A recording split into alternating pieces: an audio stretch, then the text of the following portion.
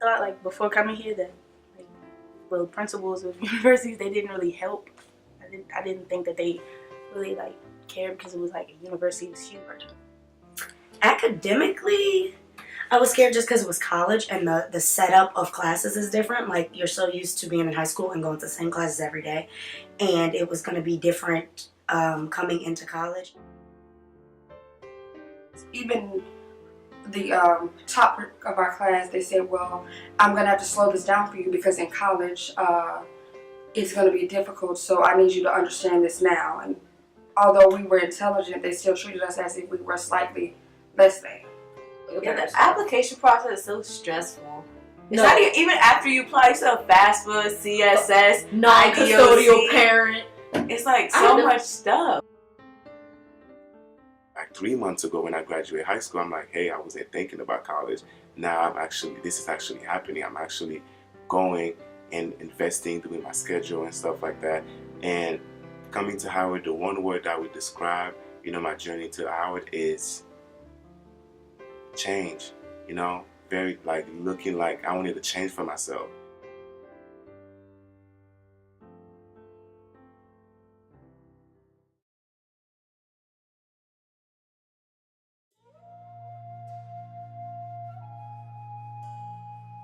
Probably in high school more than college, they probably did set that bar because I was black, but I exceeded that, of course, because you got to step outside of that box. But I immediately thought, I definitely thought, I'm not going to be able to go to a high level university because I'm not going to be prepared for that, and I'm not going to be able to get the highest SAT scores, and a lot of that was going through my mind. But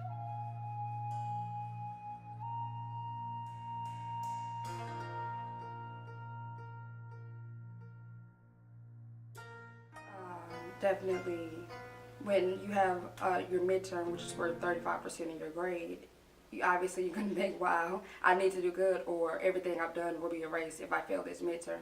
So constantly, especially around midterm season, you have a lot of student stress, and I was definitely one of them.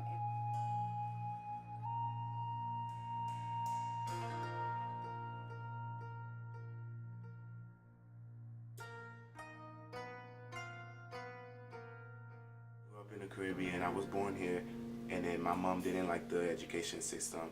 So she and I, went to the Caribbean. Then she passed away. So I had to leave, come back when she passed away. So I was shipped into a new life. I had to live with my uncle and my aunt. So when I came back to America, I had to adapt. So since then, I'm like, I don't have no parents. I'm basically by myself. Yeah, I have a guardian. I have someone that's looking over me. But to be honest, I have myself. You know what I mean? Because my high school was a very diverse high school, And when I was in high school, even though it was diverse, you had the Asian, Spanish, white people, but all the black people stick together. And I had friends that was visiting colleges, they were paying like $300 on top for a college application, going to every college store, and I never went to one college store.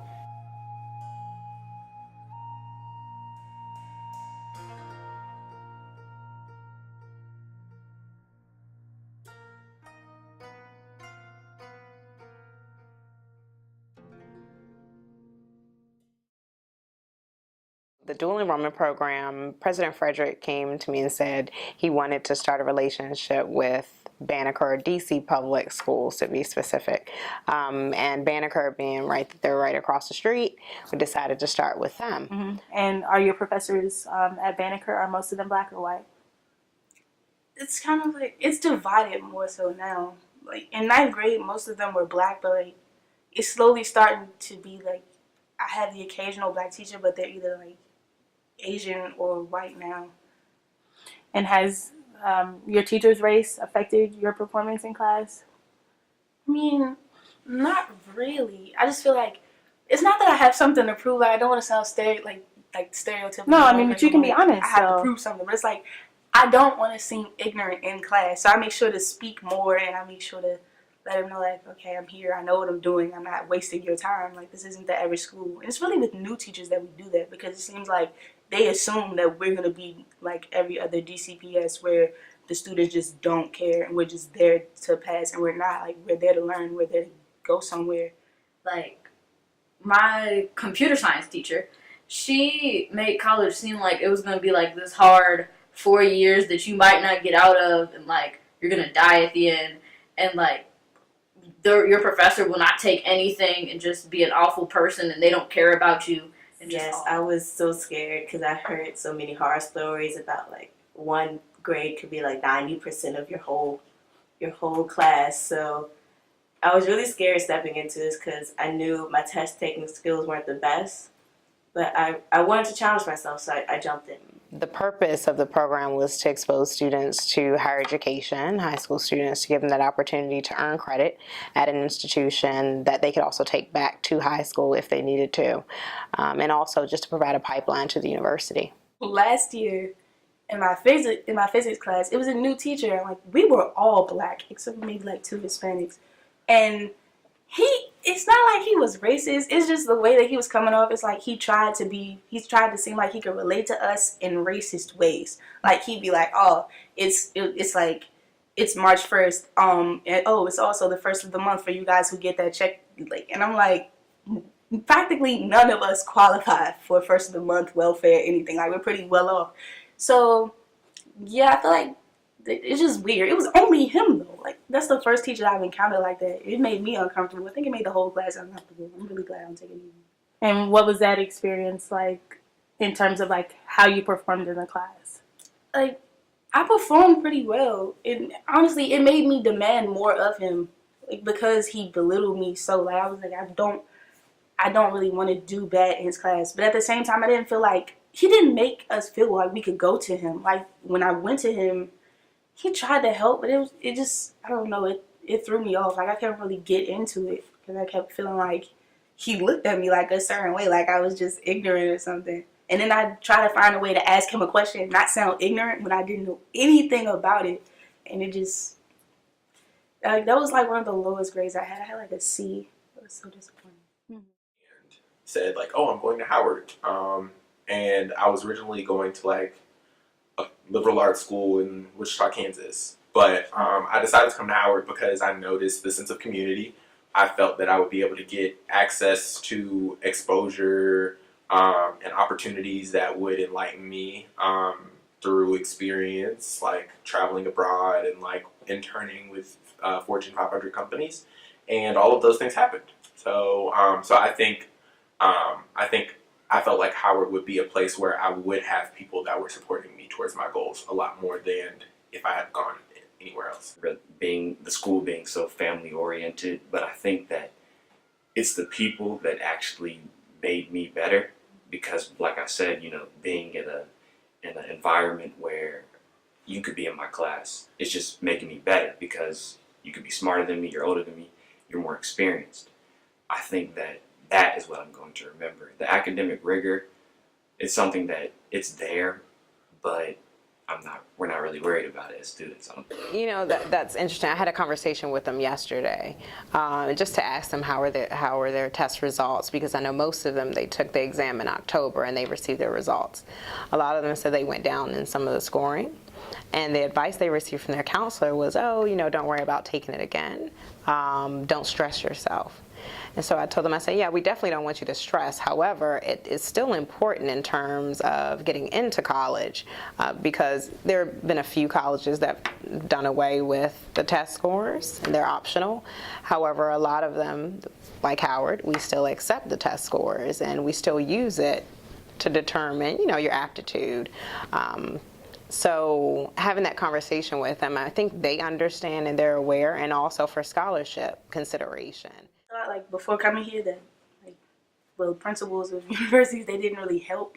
I didn't think that they really cared because it was like a university was huge. But she's actually really helpful. Like, I can just walk in, I can come to her for stuff. She's helping me apply to other colleges. She's been really helpful, honestly. Well, all my expectations, they were blown out the water because they were really nice. They treated us like everyone else. They were really interested on how we looked at DC because we live here, and a lot of them didn't live here. So I didn't know that. A lot of people came here outside of DC. So yeah, it was really nice getting to know everyone in the class and how they act. Okay. Can you tell me a little bit about how the Miss Byam is helping you? How that Miss Byam is such a huge help. Anything we need, anything we ask, she has it for us. We've come to her for transcripts, just information on school in general, and she's just always there for us, like to talk to. Like one time, I think it was on Monday, the last Monday. We didn't have school, so I came here extremely early, and I was here at 1:30. My class didn't start till 2:10. So she just let me sit in her office and we just talked about school and college. And she really gives us a different perspective because we think that admissions officers are mean and they only look at the statistics and that's all they want in a student. But she really shows us how they want more than just the average student. They want they want nice characteristics. They want you to be well-rounded and things like that. in political science, like I realized college students spoke a lot, and once they found out we were high school students, like in political science, it seemed like they kind of shied away from us, or they would stop like looking at us for like, hey, what were the notes like? We didn't know it or something. So, like we spoke a lot in that class. We spoke up a lot in there, and that prepared me for developmental psychology. Like I didn't really give anybody a chance to not let me speak in that class, so I started speaking up in that class more too. Like I speak a lot because she was like, there's seniors, there's like different classes in there, and like they had known for like a good hour in that I was a high school student.